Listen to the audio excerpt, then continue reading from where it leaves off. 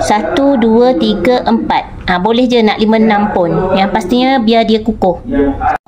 Plastik yang lebih atas ni Zul akan potong. Okey, alhamdulillah. Dapat berapa ya? 1, 2, 3, 4, 5, 6, 7. Kat dalam ni nasi biryani Zul nak pack juga, nak retot. Okey, dah siap dah Zul seal. Sekarang ni Zul nak retot. InsyaAllah semoga tahan lah.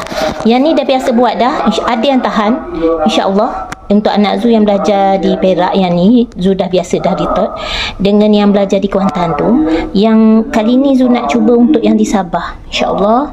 Nasi ni belum lagi cuba. Dulu Zul buat pulut kuning, alhamdulillah tahan lama juga. Ini biryani, semoga tahan lama lah.